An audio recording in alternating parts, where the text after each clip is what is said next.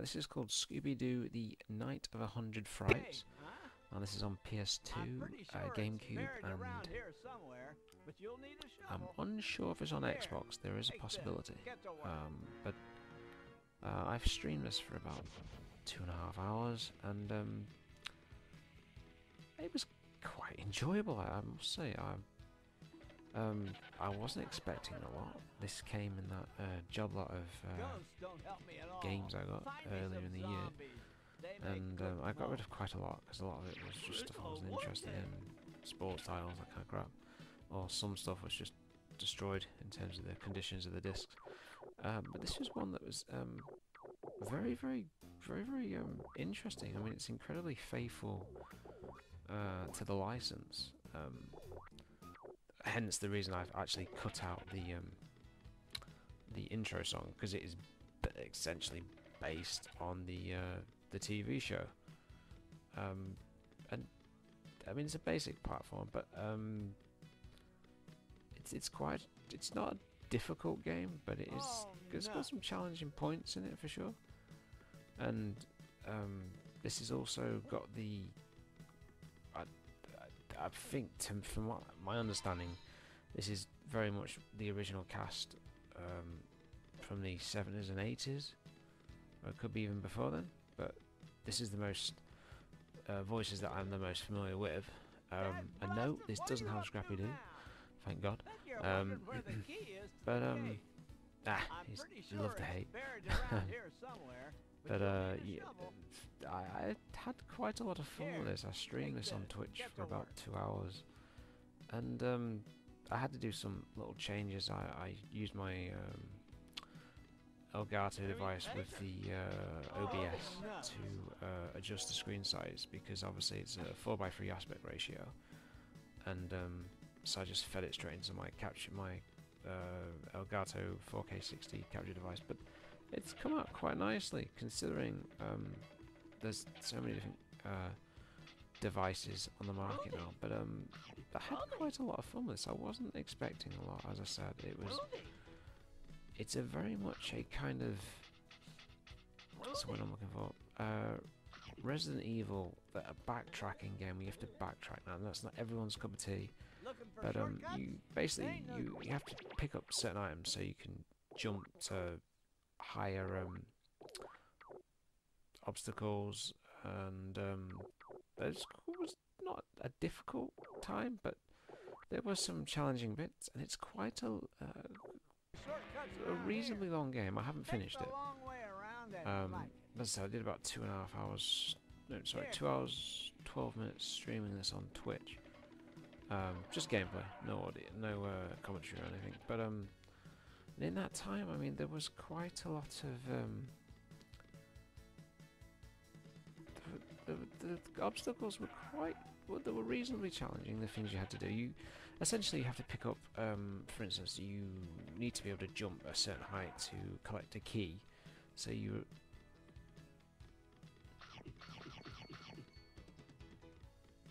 have to, like, literally grab springs to jump higher. There's I think you have to pick up like a lampshade to sneak past certain enemies, and all your very familiar type villains are in this, in terms of the monsters and stuff. That took me longer, as you can see, than I intended to get that, but I started to pick it up after a while in terms of the mechanics of the gameplay. But it is that, era. This is a game from what, 2002,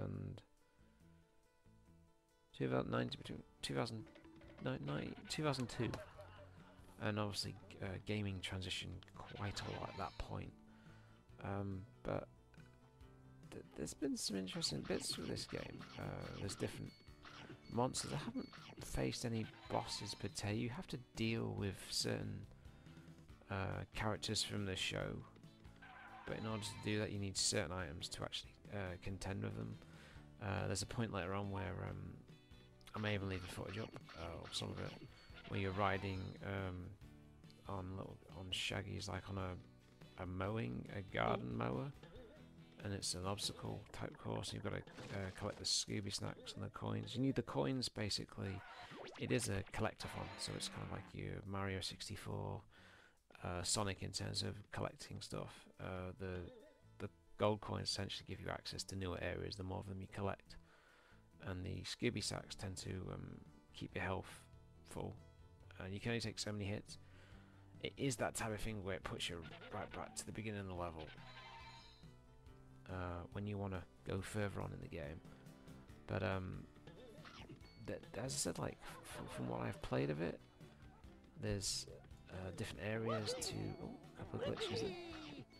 There's different areas to the game, so each one is like I've gone into the park area. You go into the house.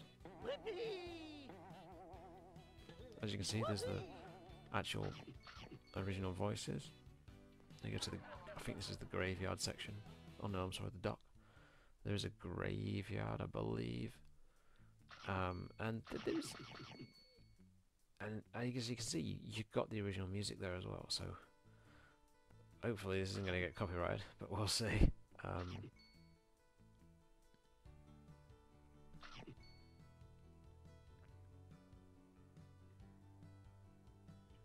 I'm sort of figuring out the mechanics as I'm going along.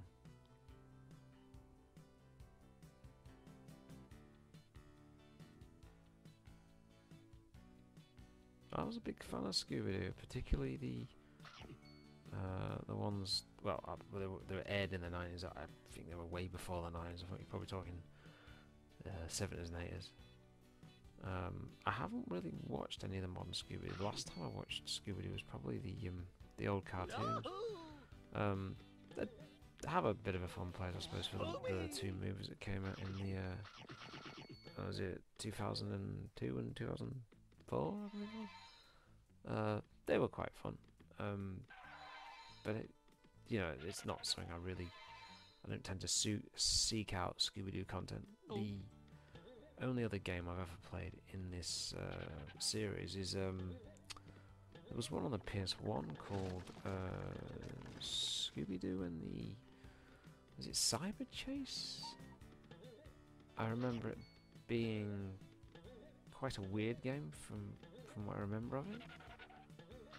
But not necessarily bad, but this is definitely the best Scooby Doo game I've ever played. And PS2 games and old Xbox games, they're very interesting games. They're from a generation where it's quite a long time ago now, but it's not that long ago when you compare it to something like Mega Drive or Super Nintendo. They're kind of the generation where games were just kind of finding their footing in terms of 3D, but they're still very, very playable. But which you can't say for some generations. Like some of the PS3 stuff is pretty rough. Some of it, bits of it, and some of the Xbox 360 stuff is in some regards as well. But PS2 and original Xbox and GameCube,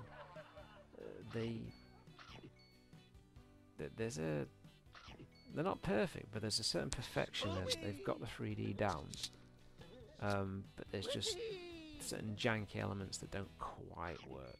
But generally, probably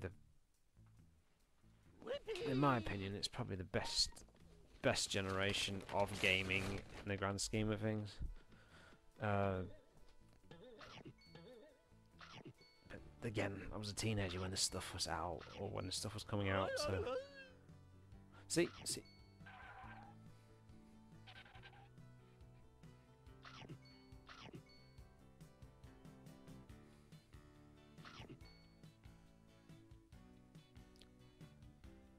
So as I said, you've got the original cast there, so that's definitely the Shaggy that I always remember. But yeah, as I said, like the PS2 generation and GameCube and original Xbox, they're just fascinating generations.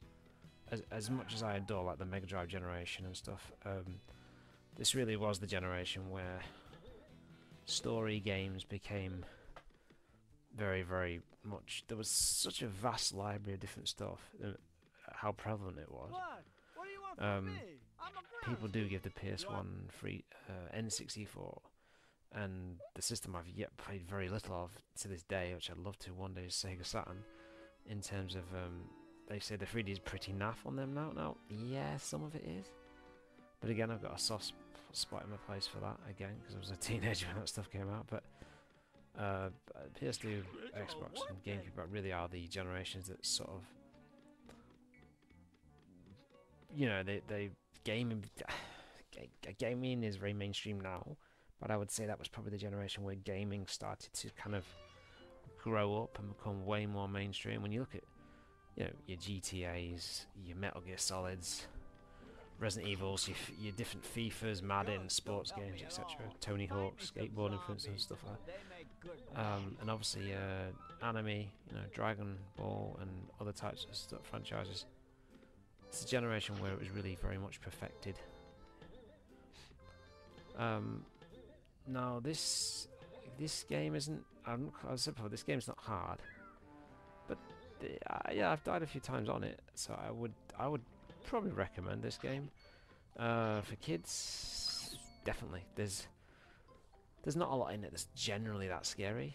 There's a few small elements of fright, but nothing that I would deem inappropriate for children or even younger children. It's mostly played for comedy.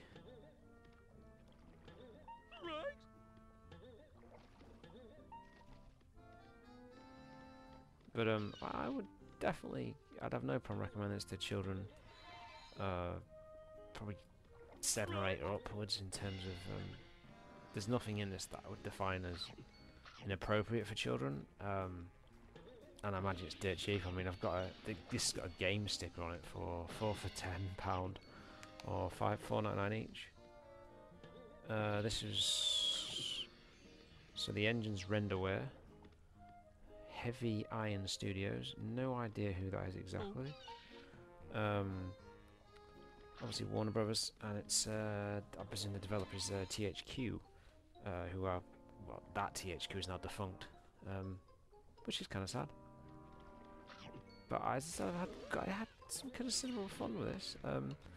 It did get a bit tiring later on, but I really did stick at this for quite a while. It was just an interesting game. I was just shocked at the production values of how well it's made and stuff. It just there's just something about it.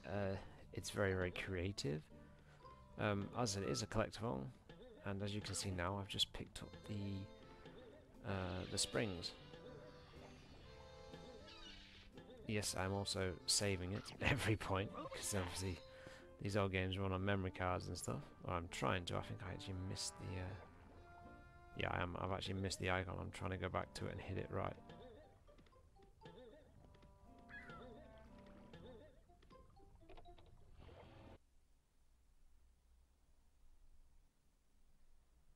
I see, like, I've got another obstacle here. Oh, hang on. I'm going back to the save memory card again. Yeah, got it.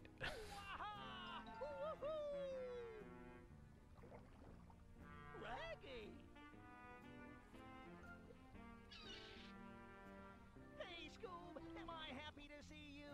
I've been hanging around with that bird for a long time. Like, what's going on? 8 mega memory. Those were the days. It sure is. Come on, And as you can see, this sticky thing I'm walking is actually another obstacle. You need a certain thing to be able to run through it properly, I believe, and jump. So you obviously track back. You have to track back and find different items. Kind of, as I said, very much like Resident Evil in terms of you got to track back through different areas you've already been through. Once you've got enough Scooby snacks or gold coins, should I say, to go through different doors. And the first bit, you go into a mansion. There's very different bits of scenarios for the game. There's different areas, environments. I said the graveyard. I reckon this is a good 8+ hour game at least, unless you sort of really rush your way through it. But as I was streaming, so I was in no rush to rush.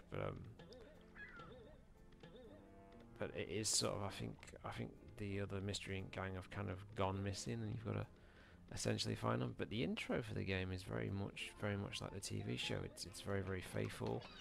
It has essentially all the voices, licensed voices from the show.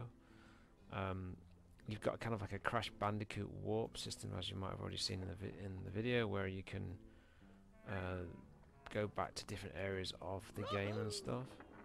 So there we go. So I'm gonna fast. So right now we're in the mansion. And because I was streaming it, there we go. So this helps because I have to jump these, and because I've got the springs now, although it does take me a few attempts if I'm quickly, I can actually reach the end of it.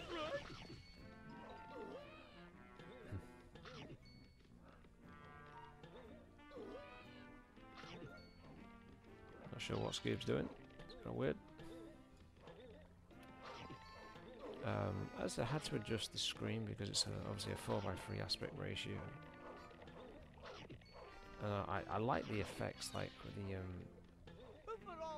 it's very much like they show the ghosts and stuff, like they change, the pictures change and things appear in the pictures. It's kind of cool.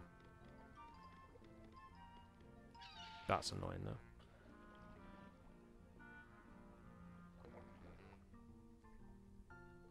But you've got all the classic monsters in this and stuff. This is probably the only bit of the game that might be a tad challenging for children generally, but I'm pretty sure they'll have the perseverance to get through it. It's just very nice aesthetically as well. It looks quite nice for a PS2 game. The graphics aren't that. They're not amazing, but they're certainly not bad by any means. The character art is very much very interesting.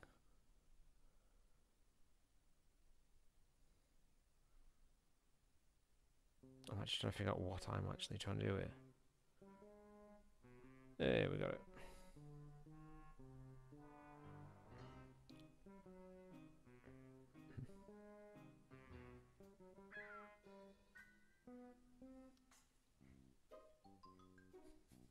It's actually fascinating watching this because I haven't watched this since I streamed it, and I was very much determined to sort of. I'm not a person that tends to play a lot of platformers in terms of collectathon games as well, but yeah, I got more and more curious about progressing through this game and seeing where it goes and stuff. It is very much very, very similar to the different areas, but obviously you collect different things. And some of the areas do get more challenging as you progress through it. But I had a whale of a time with it, to be honest. Will I go back and finish it? Possibly. So according to the back cover, we've got 12 levels based on the Scooby cartoons. So you've got an encounter up to 20 classic Scooby Doo villains. You've got favourite Scooby Doo voices, including special guests. Yeah, so it is basically find the mystery gang, basically.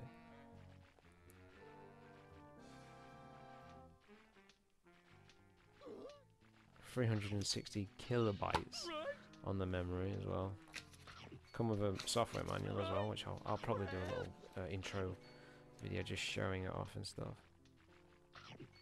So yeah, basically, so once the Scooby has rescued all members of the gang, so I've probably got quite a lot of it still to play. He'll be able to open up the last few rooms of the super secret lab hidden beneath Mystic Manor and finally come face to face with the mastermind.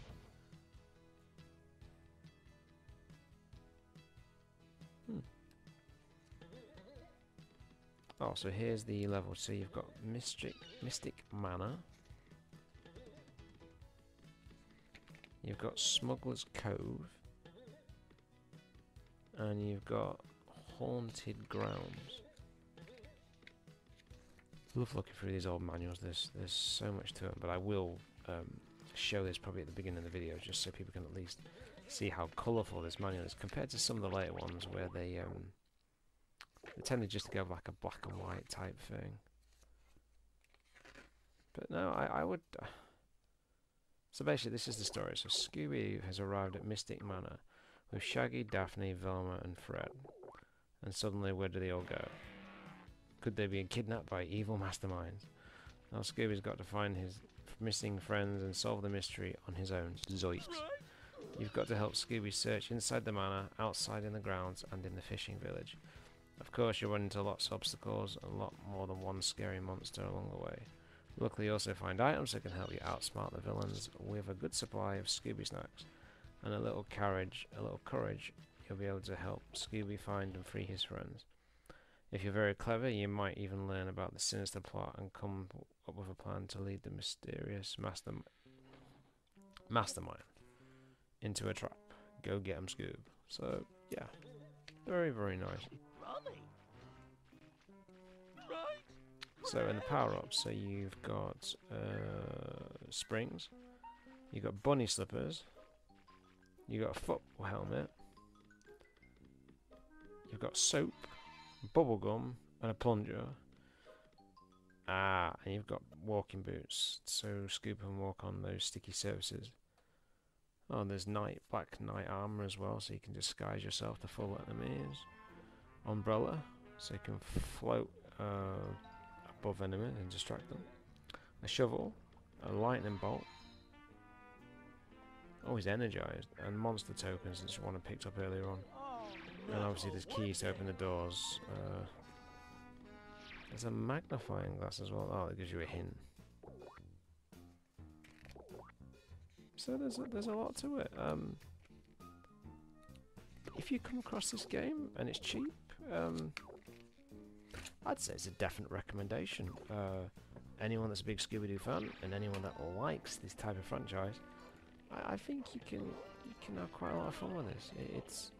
It's not amazing by any standards, but it's certainly a well-made game that's clearly had some passion put into it, the way it's been made. It really does have, clearly the people who made it have had passion for the franchise and have really done a tremendously good job being incredibly faithful to the show. I'm surprised I never played this when it came out, but again, I would have been about 18, no, would have been 17 or 18 years old, so yeah, probably wasn't on my radar at that age point. But yeah, as I said, if you see this game and it's cheap and you like Scooby Doo, yeah, this is definitely a recommendation for me. I've thoroughly enjoyed it. I don't really play a lot of collectathons as a general rule. I'm not that into them generally, but PS2s are pretty cheap.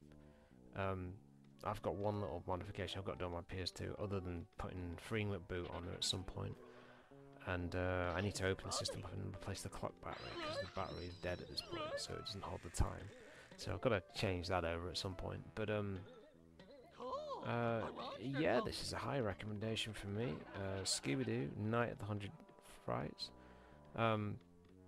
Oh yeah, and there's another one, the bunny slippers.